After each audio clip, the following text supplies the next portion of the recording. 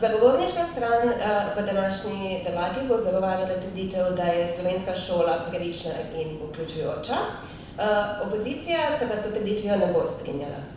Naj vas malo pomirim, otroci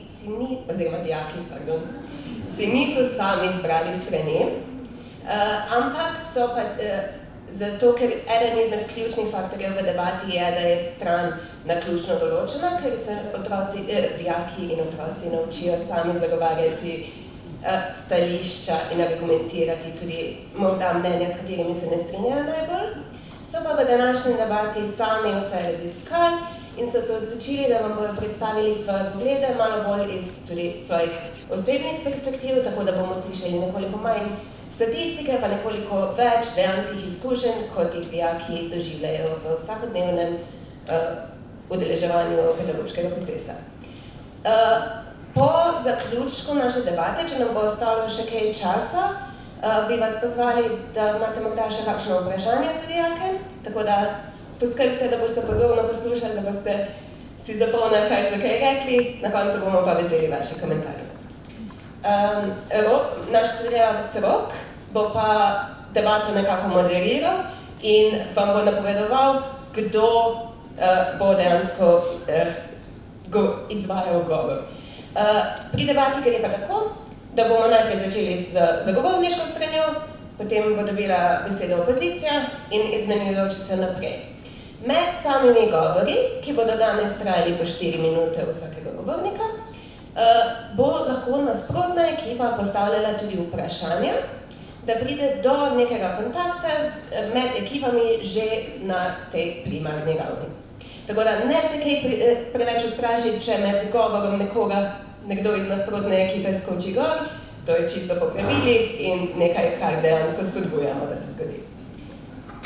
Tako da 4 minute od vsakega govornika, po pol minute zaščitenega časa vsak dan, da lahko vsak govor, da lahko govor predstavijo in zaključijo, kot so si sami zamislili. Drugače pa sprejemamo vprašanje iz drugih ekip.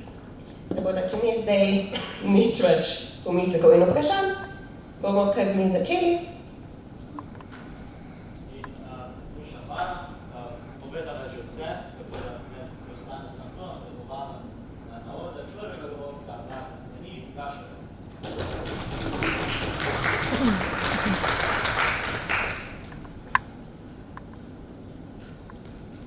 Na strani propozicije verjamemo, da lahko večina otrok v Sloveniji dobi dobro tako osnovnošolsko kot srednješolsko izobrazbo, pa naj so to otroci iz družin z nizkim prihodkom, otroci s posebnimi potrebami ali pa samo otroci, ki se morajo na srednjo šolo dolgo voziti.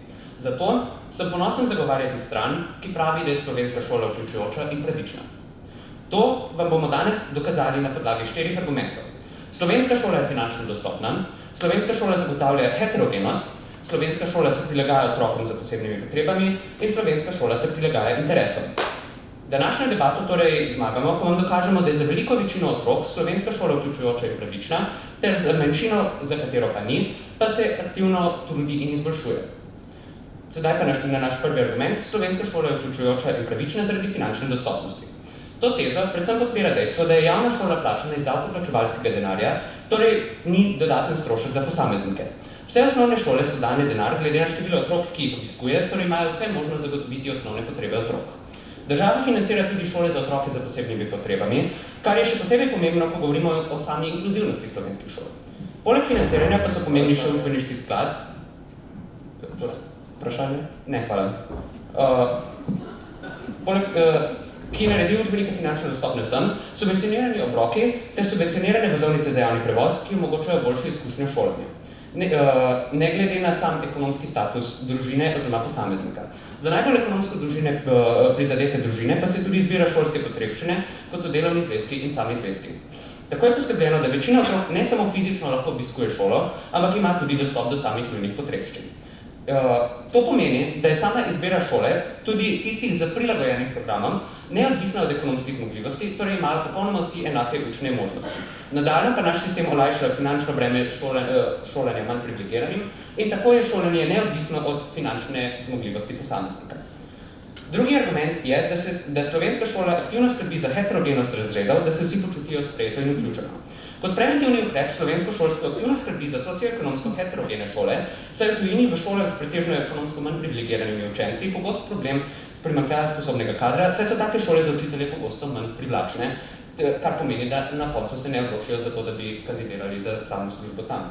Slovenski sistem se proti temu bori za skupnimi prispevnimi območji, ki skrbijo za preprečitev upada učnega uspeha v ekonomsko manj privilegiranih območjih, kar na koncu pomeni, da se skrbi za heterogene skupine, kar pomeni, da ni nekega upada samega kadra. To omogoča visoko raven inkluzivnosti slovenske šole, saj se vsi dijaki in učenci lahko počutijo sprejete in imajo zagotovljene dobre pogoje za uspešno učenje.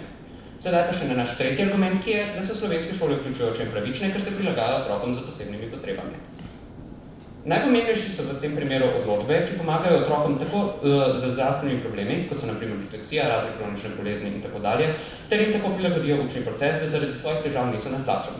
Tako imamo tudi možnost prilagoditve obveznosti zaradi drugih zdravstvenih razlogov, predvsem v primeru daljših izostankov, kjer bi drugače bil močno otežen učni proces. V takih primerih se lahko učni program prilagodi, ter se obveznosti bolje razporedijo. Prosim. Poglejte, zakaj pa otroci s posebnimi potrebami niso vključeni v glavnino šolstva? To je bilo bolj vključujoče kot posebne šole za njih. Večina šol se bo poskusila prilagoditi, ampak v primeru, da se ta šola ne more prilagoditi, je še vedno bolje, da grejo na šolo, ki se jim bo bolj prilagajala in ta možnost obstaja, hkrati pa obstajajo tudi posebne šole za točno te primere. No, hkrati se sistem prilagaja tudi skupinam za posebnimi potrebami, zato slovenski sistem aktivno podpira in razvija enake možnosti za vzgojo, izobraževanje in poklicno usposabljanje vseh otrok z različnimi vrstami posebnih potreb, predvsem s posebnimi šolami oziroma zavodi, ki tudi tem otrokom omogočajo dobro izobrazbo. Slovenski šolski sistem je torej vključujoč in pravičen, kar se z odločbami, prilagoditvami, neobveznimi izbirnimi vsebinami ter zavodi prilaguje sem otrokom.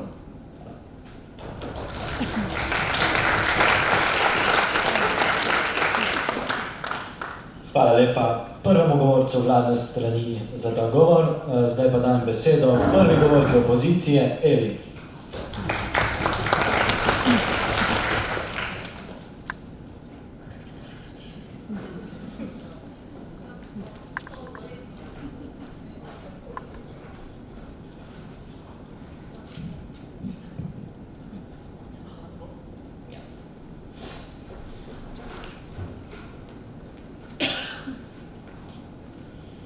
Verjamemo, da se slovenske šole trudijo biti inkluzivne in pravične, ampak se ne trudijo dovolj, da bi jih res lahko označili kot take. Dve stvari bom naredila v mojem govoru, začela bom z negacijo strani propozicije in potem nadaljevala na naš prvi govor, ki govori o dostopnosti. Torej, dokažemo, da se propozicija moti na dveh točkah. Zdaj, oni nam hočejo povedati, da šolstvo v Sloveniji zagotovi vsem otrokom da se lahko prilagodijo, zato da lahko ima vsak normalno izobraževanje. Ampak mi vam povemo, da ni točno tako. Vzemimo en primer. Na našo šolo se je želel vpisati en dijak, ki je bil slep in je zaprosil, če lahko pač spremenimo tla, zato da bo lahko se normalno premikal med poukom, med učilnicami. Naša šola ni bila pripravljena narediti tega in se je kot posledica zato moral prestaviti na drugo šolo. Enako velja za otroke, ki so na primer gluhi, katerim se program ni pripravljen tako prilagoditi, kakor bi se moral. Kaj to zdaj pomeni in zakaj je to pomembno? Zdaj, ti otroci so prisiljeni, da se prepišejo na druge šole, ki so se jim morda pripravljene prilagoditi in zaradi tega ne hodijo oziroma nimajo take izbire, kot imajo drugi otroci in drugič ne dosegajo takšnega potenciala, ki bi ga lahko dosegli na tisti šoli, kamor so se originalno želeli vpisati. Se pravi, da so posledice tega, da prvič šole niso tako inkluzivne, kakor pravijo, da so, kakor stran propozicije pravi, da so, in drugič niso tako pravične zaradi tega, ker ti otroci sedaj nimajo enakih pogojev, kot jih imajo drugi. Na tej točki lahko nadaljujem na naš prvi argument, ki govori o tem, da slovenske šole niso vedno pravične, ker prihaja do razlik med učenci na podlagi ozadja. Dve točki tukaj. Prvič, logistično in drugič, hrana in šolske potrebščine.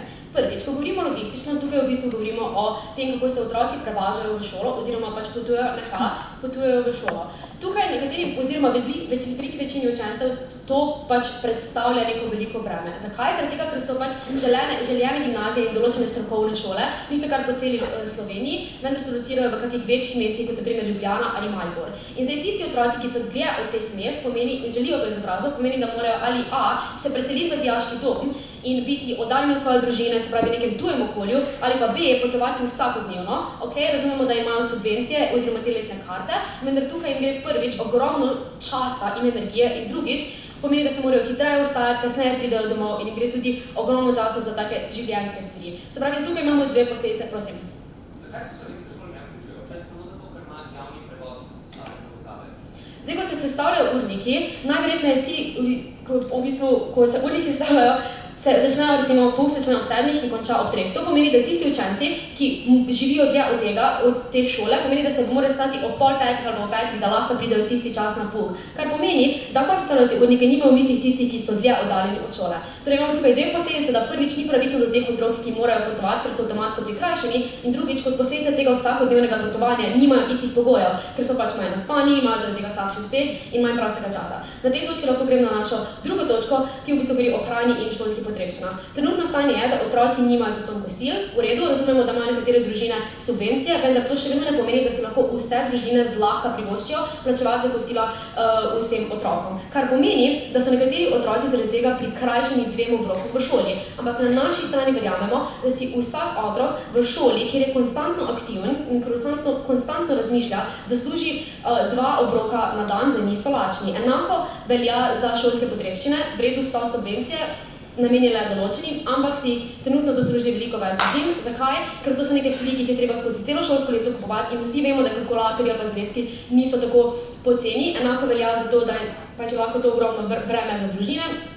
In če si tega enostavno ne morejo privoščiti, pomeni, da so otroci prikrajšani. Tukaj imamo 2 posledice. Prvič, otroci nimajo istih pogojev oziroma okoliščine v ozadju, vplivajo na to, kako doživljajo šolo, pa če to pomeni, da so ali med poukom lačni ali pa se pač ne morejo pisati. In drugič, lahko prihaja do stigmatizacije v jedilnici ali pa v učilnici, zaradi tega, ker pride do razlikovanja na podlagi premoženja v šoli. Se pravi, da ti učenci ne doživljajo šole tako kot drugi oziroma kakor bi želeli, da jo. Hvala.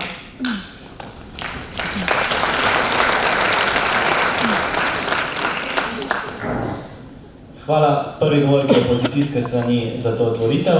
Zdaj pa dajem besedo Neji, drugi govorki afirmacije.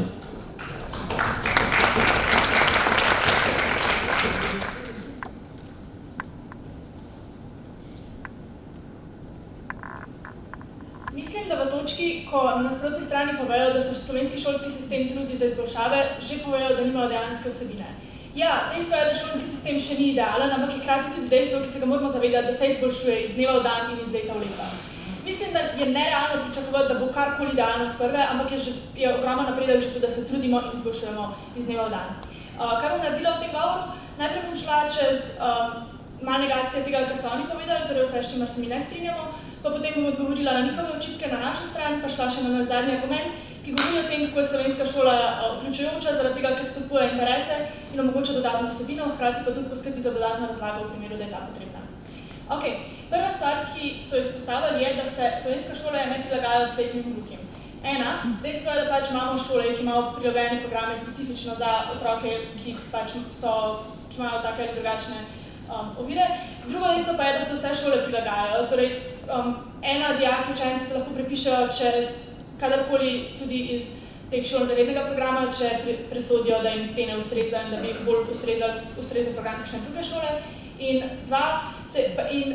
dva šole se prilagajajo, dejansko so prilagoditve. Zdaj, ta konkreten primer dejstvo je, da pač je bolj za dijaka, da hodi na šolo, ki se mu lahko prilagaja, ki se mu lahko prilagodi, kot da je na šoli, ki se tem oviram ne more prilagajati. Hvala. Druga stvar, ki so izpostavili, so razlike zaradi ozadja, ki so vidne na dijaki. Tukaj so izpostavili v 3 točkah, v hrani, logistiki in v pripomočkih. Pri hrani so izpostavili, so drage in da si učenci zaslužijo 2 obroka na dan. Ja, je res, ampak hkrati moramo izpostaviti tudi to, da hrano je treba vedno plačati. Torej, ne glede na to, če dijaki in učenci jejo doma ali jejo v šoli, jo morajo nekako plačati, hkrati je pa dejstvo, da so malce in kosila zelo, zelo poceni. In hkrati imajo zagotovljeno hranilno vrednost, so polnovredni obroki, torej gre dejansko za kakovostno hrano, ki je zelo poceni in za tako ceno je nemogoče sestaviti toliko raznoliko, toliko raznovrstno in polno hrano, kot se dejansko to dela v šoli. Druga stvar, ki se izpostavlja, je logistika. Najprej bi izpostavljali, da dijaški domovi so subvencionirani, torej vsak dijak, ki se odloči, da ne gre v dijaški dom, se ne more zgovarjati na to finančno oviro, zaradi tega, ker pač ima subvencije, ima to štipendije, na katere se lahko prijavi. Druga stvar, ki so izpostavili, so urniki. da pač se začenjajo šola prezgodnji za dijake, ki živijo daleč. Dejstvo, da to ni problem šolstva, ampak pač problem posameznih dijakov. Če se odločajo, da grejo na šolo, ki je daleč od njih in ki se pač začne prezgodnji, to pač ni problem, ne hvala. To ni problem šolstva, ampak problem posameznega dijaka. Potem pa še tretja stvar, ki se izpostavljajo, so dolge relacije vožnje. Na vlakih imajo dijaki pač čas za učenje, imajo možnost odspati, počivati, za spočiti po šoli, hkrati pa recimo lahko pred šolo se učijo ali pa delajo domače naloge. Vprašanje, Ja. a se vam zdi vroč vlak, poln ogromno dijakov, v redu okolje, da se otrok uči in spi? Mislim, da vlaki niso vedno polnoči, recimo po zimi si predstavljam, da niso. Kot drugo, vlaki so polni, ampak recimo zjutraj niso, torej dijaki se lahko učijo in imajo dejansko neko mirno in tiho okolje. Pa dejstvo, da pač, če posamezniki presodijo, da jim je to toliko velika ovira, si lahko izberejo kakšno šolo, ki jim je pač bliže. Hkrati pa slovenski javni potniški promet ni problem slovenskega šolstva, ampak je to posebna problematika, ki mislim, da ni relevantna za to debato. Zdaj pa še eno zadnje argument, ki govori o tem, kako slovenska šola spodbuja interese in omogoča dodatno vsebino. Dejstvo je, da vsak dijak, vsak učenec lahko prosi profesorja za dodatno razlago, lahko se udeleži konzultacij, ki so znane, kdaj so, in vsi učitelji in profesorji, vsaj iz mojih izkušenj, z največjim veseljem ponudijo to dodatno razlago. Če je pa recimo dijak ali učenec ful naprej pred razredom, ima pa vedno možnost pač prositi za dodatno delo, za dodatne naloge, in na ta način lahko bolj podrobno spoznava področja, za katere so nadarjeni, ki jih zanimajo.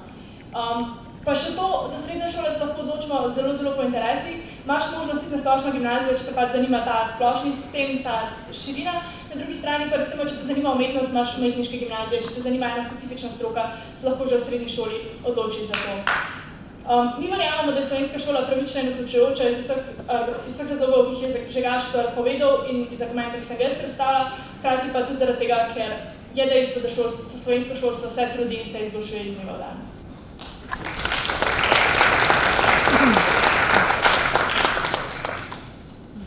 Hvala lepa.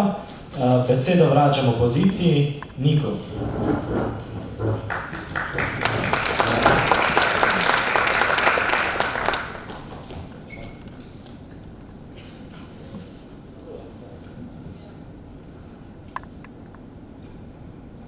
Me slišite?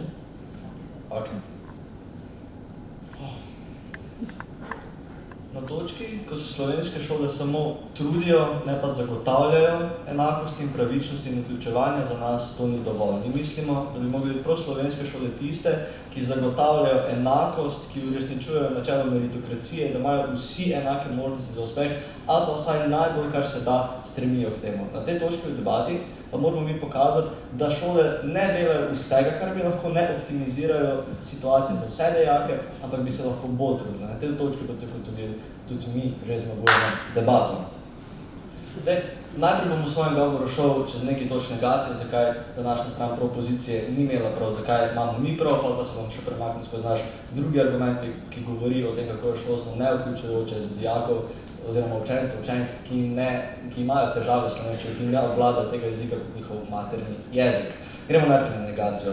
Prva točka, govorimo o slepih in gluhih. To je recimo moja sodebaterka izvrstno izpostavila že tudi na primeru, kako se šole z rednimi programi, kot so recimo gimnazije, kot je bila naša gimnazija, niso optimizirale, niso prilagodile svojega samega fizičnega izgleda za dijaka, ki si je želel priti na to šolo, ampak je mogel pa izbrati eno drugo slovensko gimnazijo. Mi pravimo, da recimo rajško, da bi vlagali v posebne šole, pač v šole, ki imajo prav posebej prilagojen, ker so vsi te dijaki na kupu, kot je tudi recimo Artus izpostavil v svojem vprašanju. Mislimo, da bi bilo bolj, da bi se več sredstev predstavili v programe za pač individualne pedagoge, da bi lahko imeli ti dijaki, ki jih pač vsaj ni tako ogromno število v Sloveniji, enako možnost, da bi se udejstvovali skupaj pri pouku, pa z nekim individualnim pedagogom. Gremo naprej do logistike. Mi pravimo, da v redu, živijo daleč stran in to je pač nekaj, kar bo zmeraj obstajalo, ampak pravimo vam tudi, da bi lahko bolj poskrbljeno za te dijake znotraj šol. Kaj to pomeni? Da imamo recimo pouk, ki se začenja za te dijake kasneje, da se cel pač pouk za razred, kjer je 5 dijakov, ki živijo več kot 1 uro stran, začne 1 uro kasneje, da se lahko te dijaki normalno naspijo, pač da lahko recimo pač pridejo kasneje v šolo, brez da bi dejansko zamudili pouk in mogli to nadoknaditi. Hkrati pa vam povemo, da sam primerjalno gledano ni enako, da vi delate domačo nalogo na vlaku, kjer je 30 stopinj alpa in spet, hvala lepa, kot je, če ga jo delate pač doma za mizo. Zdaj, kaj bi lahko tukaj naredili? Lahko bi tudi vlagali v decentralizacijo. Ok, zdaj pa še gremo samo naprej na naš drugi argument. Takoj. Drugi argument govori o tem, da otroci, ki imajo težave s slovenščino, nimajo enakih možnosti in bi lahko imeli boljše. Predno se pa premaknem naprej, pa Ana, prosim, vprašam. Begunci v trenutnem sistemu eno leto niso ocenjeni, lahko so neocenjeni in napredujejo naprej v razred, imajo dodatno pomoč pri pouku slovenščine in tudi pri vseh ostalih poukih, kot imajo ostali učenci in dijaki. Zakaj to v trenutnem sistemu ni dovolj? Zakaj mislite, da za to v šolanju vključujoč? Moramo vedeti, da so otroci, o katerih se tukaj pogovarjamo, otroci, ki slovenščina ni njihov materinski jezik, da je slovenščina njihov jezik, ki ni bil niti jezik okolja v času, ko so oni odraščali, ampak so pač predvsem otroci migrantov prve generacije, kar pomeni, da so popolnoma na novo izpostavljeni slovenščini.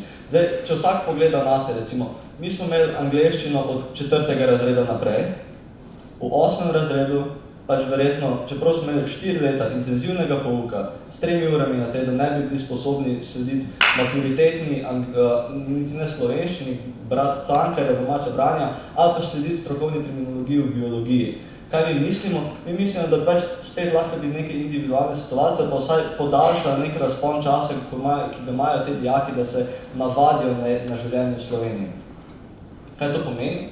Da slovenske šole ne delajo vsega, kar bi lahko, da bi se dijaki počutili bolj vključene, še posebej najbolj ranljive skupine, kot so dijaki, ki slovenščine sploh ne znajo. S tem mislimo, da se same sebi znajdejo v situaciji, ko ne morejo pomagati in niso optimalno vključujoče. Najlepša hvala za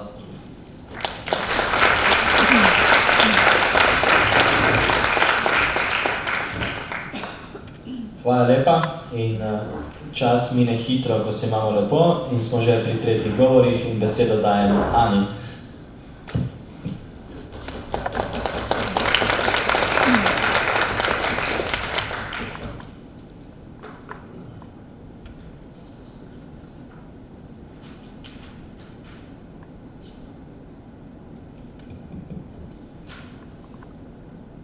V šolskem sistemu bodo vedno obstajali kompromisi. Če bi s poukom, kot strana opozicije predlaga, začenjali kasneje, pomeni, da nekateri dijaki, ki imajo popoldne športne aktivnosti, nekateri dijaki, ki imajo popoldne debato, naprimer, ne bi mogli takih interesov izpostavljali. Vedno bodo obstavljali kompromisi, šolski sistem nikoli ne bo popoln, mislimo pa je trenutno dovolj, za večino dijakov popoln, dovolj v redu, da mu lahko rečemo, da je slovenska šola vključujoča in pravična. To debato hočem pogledati čez dve ključni vprašanji. Prvo, ali so slovenske šole v resnici dostopne, in drugo, ali se naše šole prilagajajo otrokom do dovoljšne mere, in tako vam bom dokazala, da naša stran zmaga to debato. Prvo, gremo se pogovarjati, če so naše šole dostopne.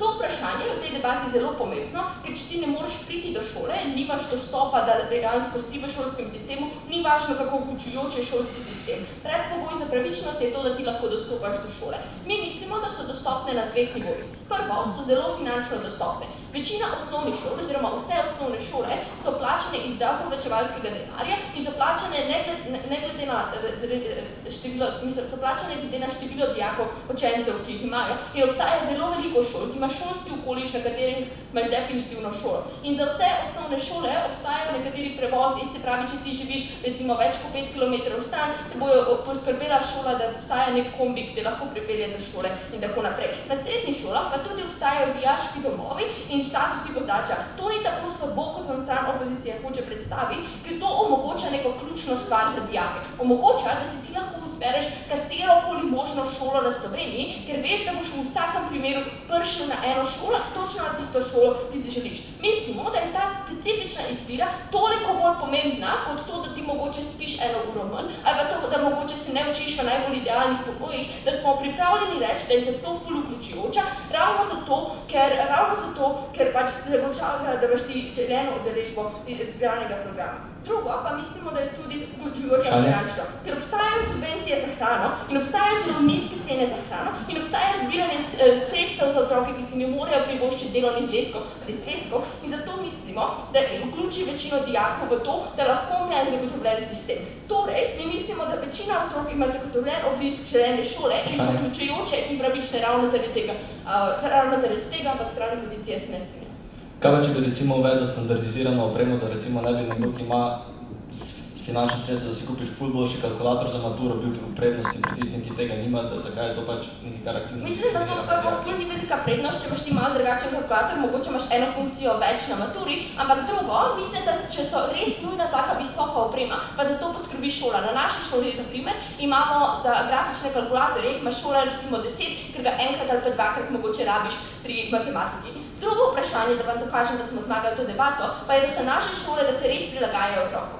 Če vam to dokažem, pomeni, da mi zmagamo debato, ker pomeni, da naš sistem se za večino otrok zelo, zelo prilagaja. Prvo se prilagaja na vsebinski ravni. Poglejte, stran opoziciji vam na to sploh ni dala odgovora. Mi mislimo, da na osnovni šoli obstaja veliko izbirnih predmetov, kjer otroci lahko poglabljajo njihove interese. Obstaja pomoč otrokom, ki niso suvereni v nekem predmetu in obstaja dodatni pouk za tiste, ki imajo res zelo radi en posamezni predmet. V srednji šoli pa imamo že možnost usmeritve, da ti res lahko vzameš za tisto specifično stvar, za katero veš, da ti gre zelo dobro. To pomeni, da že imamo možnost izbirati interese.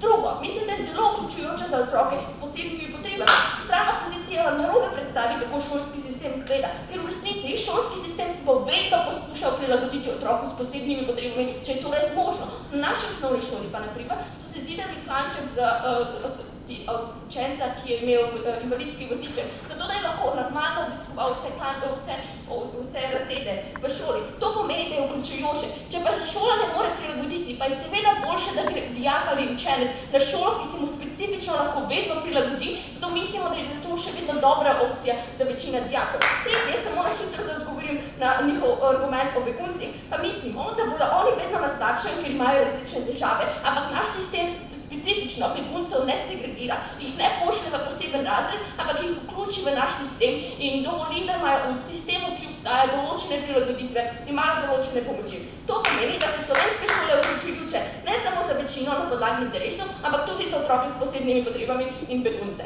Hvala.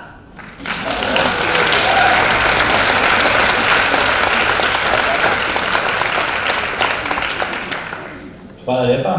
In kot zadnjemu dajem besedo Artu, tretjemu govorcu opozicije.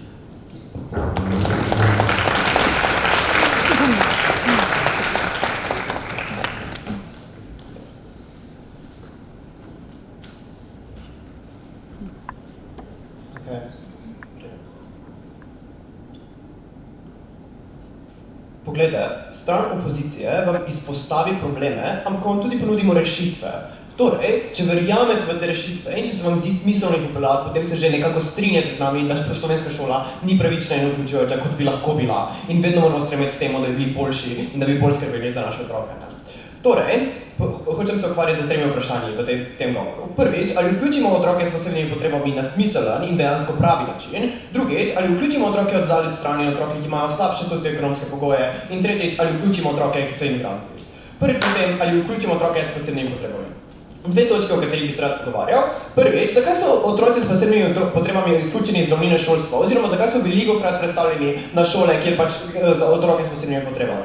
Verjamemo zaradi tega, ne hvala, so prvič izključeni iz družbe same, zaradi tega, ker pač to ne pomaga pri tem, da smo mi strpni od teh ljudi, ker jih damo stran, nekam na stran in se pač ne ukvarjamo z njimi tako dejansko in nimamo takih sošolcev, torej dejansko ne poznamo teh ljudi in njihovih problemov. In drugič, zaradi tega, ker je verjetno učiteljem lažje poskrbeti za enega takega dijaka, kot pa imeti polno razred takih dijakov, ki imajo popolnoma različne posebne potrebe in tako dalje. Tako je potem.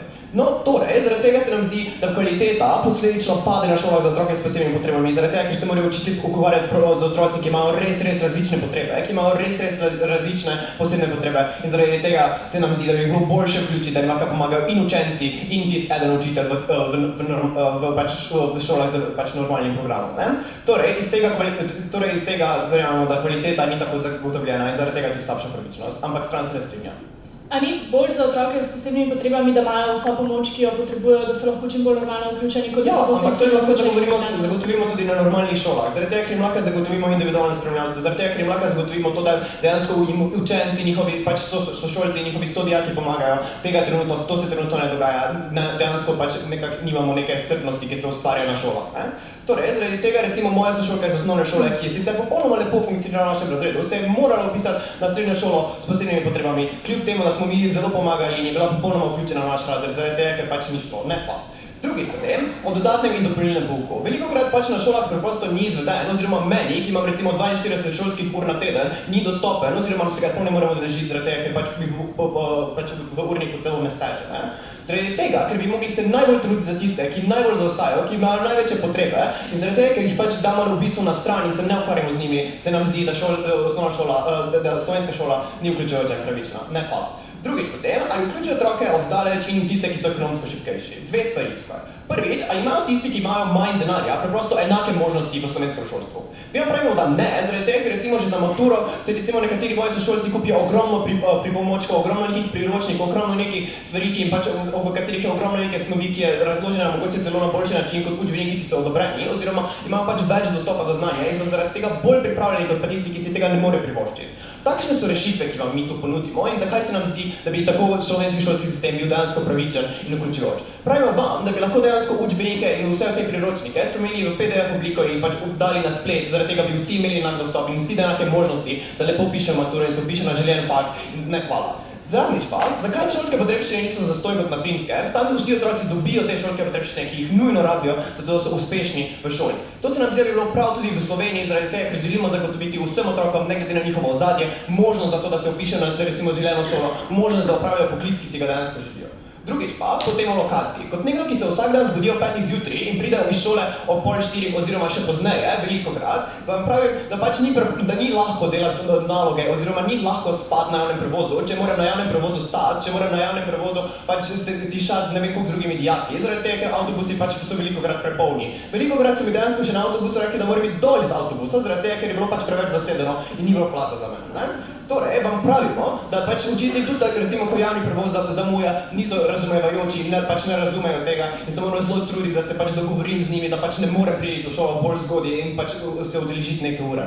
Zaradi vseh teh razlogov vam pravimo, da so otroci, ki živijo daleč in otroci, ki pač niso bogati, dejansko zelo desprivilegirani v slovenskem šolskem sistemu in da pač se ne trudimo za dosti in zaradi tega nismo zelo pravični in vključujoči. Zdrave pa bi se ukvarjal še seveda z otroci, ki so imigranti. Torej pravimo vam, da slovenščina na slovenskih šolah ni dovolj zagotovljena, oziroma da bi se mogli bolj truditi za njih, zaradi tega, ker njih je to, da so vključeni v razred, da so vključeni v šolstvo, da znajo slovensko, dejansko pomeni tudi to, da se lahko vključijo v slovensko družbo, da se lahko dejansko povezujejo z drugimi. Torej, zaradi tega, ker mora šola delovati kot tvornica družbe, kot začetnica sekundarne socializacije, zaradi tega, ker se mora truditi vzpostaviti pravičnost, ker se mora truditi vzpostaviti pravičnost in vključujočnost, ne samo na ravni šolstva, ampak zaradi tega, ker s tem ustvarja tudi pravično družbo, vam pravimo, da pač glasujte za strano opozicijo.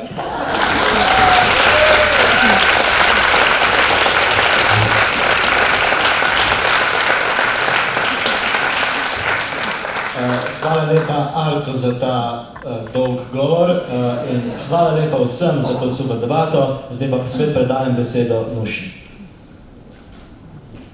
Preden predamo besedo vam in vašim vprašanjem dijakom, ker mislim, da so odprli dosti vprašanj, ki bi si morda želeli kakšno dodatno pojasnilo, me pa najprej zanima, koliko izmed vas se zdaj strinja s stranjo propozicije, torej z vladno stranjo, da je slovenska šola pravična in vključujoča. Roke? Nekaj, okej. Koliko se strinja z opozicijo? Torej, da ni? Okej, celje. Koliko pa se je med debato premislilo, da ste se najprej strinjali z eno stranjo, pa vas je druga stran uspela prepričati? A je kdo tak? O, super. V to stran ali v to stran?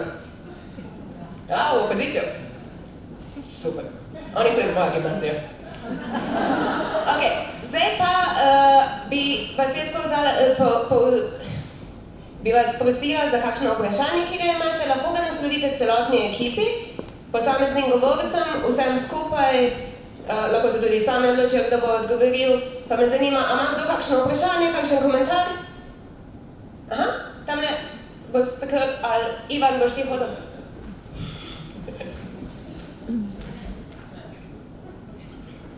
Zato ga imamo.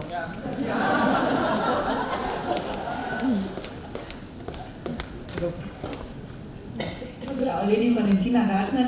Mene pa zanima, kakšno je njihovo osebno mnenje oziroma v kakšni meri je težko zagovarjati stališče, ki ni tvoje osebno mnenje.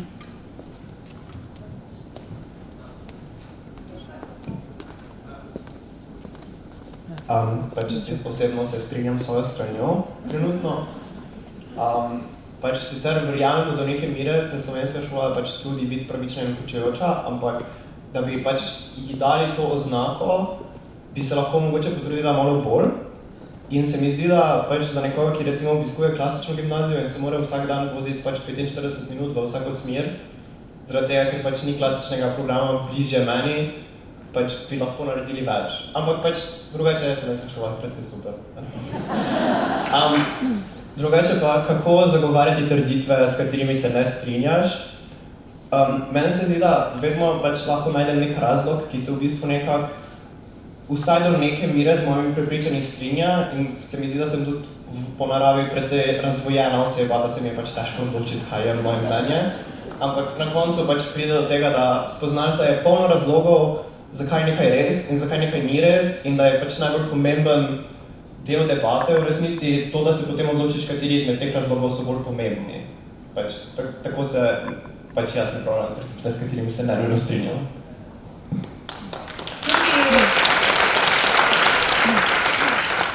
Tudi iz tega malo bolj zunanjega pedagoškega pogleda na debato, mi smo opazili, da se dijaki ponavadi boljše argumentirajo strani, s katerimi se ne strinjajo instinktivno. In nekako je čisto logično to, zato ker tisto pozicijo morajo bolj raziskati, morajo bolj razumeti te logične povezave, ki jih zagovarjajo, medtem ko stran, s katero se pa avtomatsko strinjajo, se pa samo, ja, valjda, da je tak, ne. Tako da nekako jim je dejansko lažje zagovarjati na koncu stran, s katero se ne strinjajo.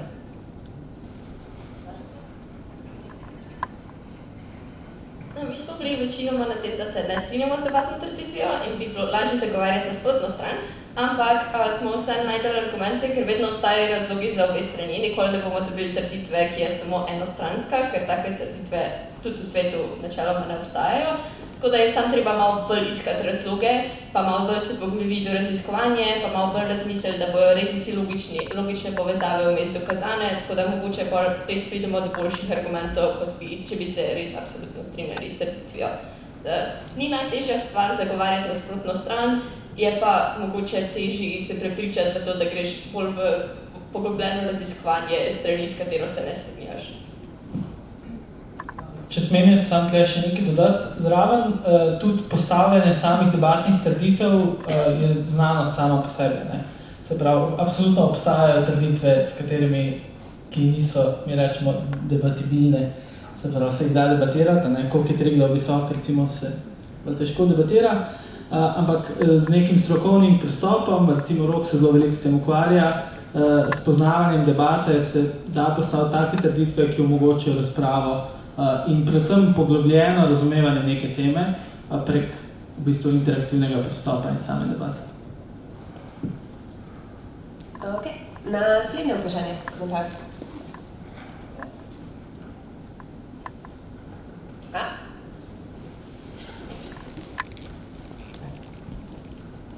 Mene pa zanima, kako vključujoča je debaterska dejavnost. Prej smo govorili o recimo dijakih, ki nimajo slovenskega maternega jezika, o dijakih s posebnimi potrebami. V debati se znajde sam cvetober gimnazijskega izobraževanja ali tudi kdo drug? Ne dovolj. Tega se mi zelo zavedamo in se tudi poskušamo aktivno proti temu boriti. Jaz mislim, da nekaj, kar se dogaja, je to, da recimo teme se pravi družbene participacije, politike, demokracije je nekaj, s čemer se po našem mnenju slovenski izobraževalni sistem premalo ukvarja, oziroma se ukvarja praktično samo v gimnazijah, da se resno o teh stvari pogovarja in je to mogoče ena od posledic. Ena od posledic je tudi ta, da je debata nažalost izven centralne Evrope v rokah elitnih anglofonih gimnazij, proti čemer se moramo mi stalno boriti kot nevladna organizacija, neprofitna organizacija in tako naprej. Tako da absolutno ne dovolj in zato tudi mi smo veliko o tem razmišljali, ko smo se pripravljali na to konferenco, da moramo tudi mi v bistvu organizacije še za bolj truditi. Mi se ponujamo brezplačna izobraževanja, poskušamo iti recimo na poklicne srednje šole, da olajšamo recimo bremo kakšnim učiteljem, profesorjem, ki nimajo recimo dodatnih ur na voljo za to, da se s tem ukvarjajo, ampak gotovo ne dovolj. Mogoče še roke gledati.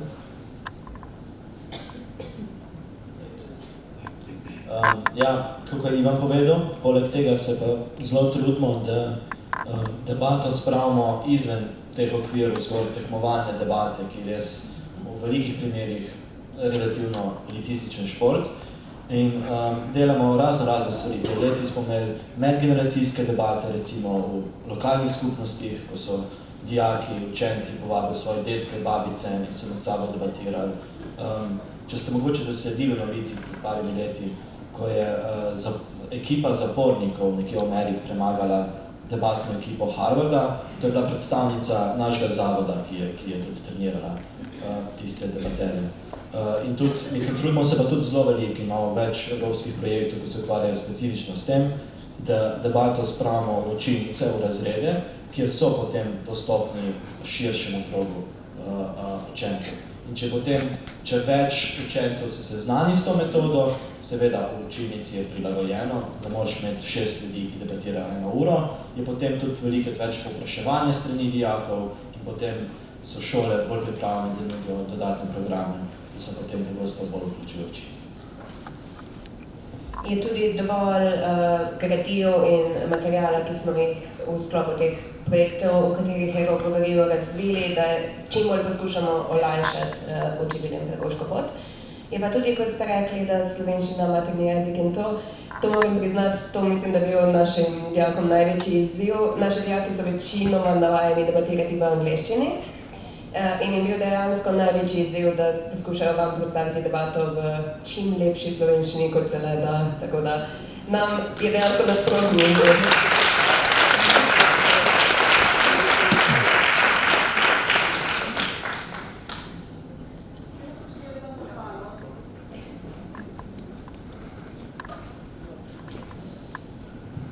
Jaz bi vam čestitala za časovno odmerjeno natančnost, da je bil čas vaš prijatelj in da ste bili izjemni.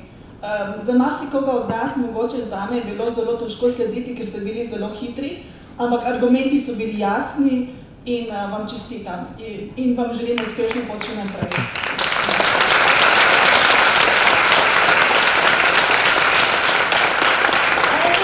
Pomislekov, ki ga ponavadi imajo učitelji o tem, zakaj je čas govorov omejen, a ne bi ga otrokom pustili, da govorijo toliko časa, kot si želijo.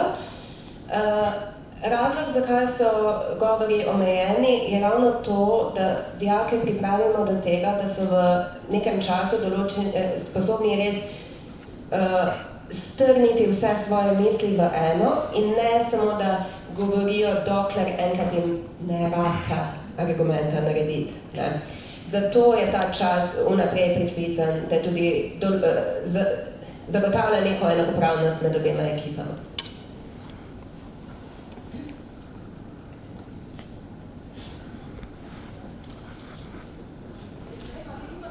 Cele plijade vprašanj za te dijake.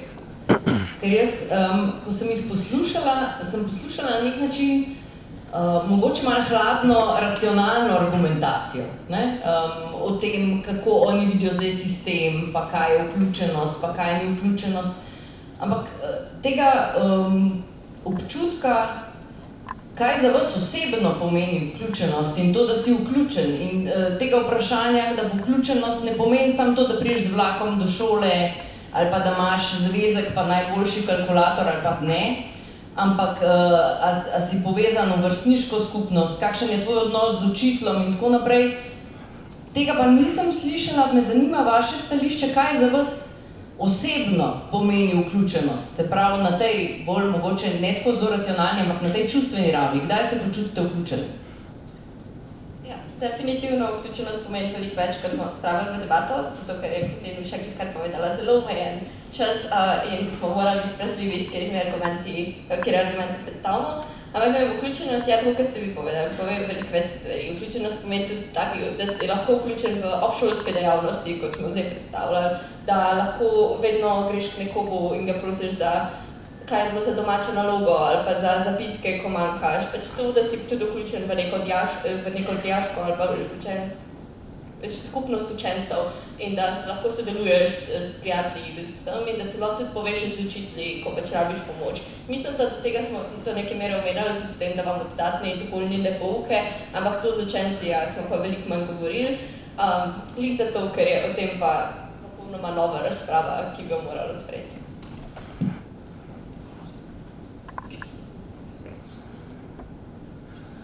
Ja, ne vem, pač mislim, Ana je tako že vse ful dobro povedala, ne. Zdaj se pa strašno strinjam, ne. Ampak ne, pač ta vključenost na tej osebni ravni, ko ste rekli, tudi pač je veliko težje zadebatirati, zaradi tega, ker je nesistemska, ampak se verjetno razlikuje pač že od razreda do razreda, pa ne samo od razreda do razreda, ampak tudi od noter tistih skupin, ki se v razredu ustvarja, pač sem se gleda to, da ste vsi pač učitelji, pa profesori, pa profesorice, profesori. Pač verjetno veste, da imate v razredu zelo veliko nekih takih skupin, ki se med sabo ne marajo, pa ene iz tistih skupin izločujejo, ampak je pač recimo naš razred v osnovni šoli je bil ful povezan, pa pač smo se zelo vključevali noter, pa pač ni bilo problema s tem, da kdo ne bi bil deležen, ne vem, pač take kolegialnosti pa tega.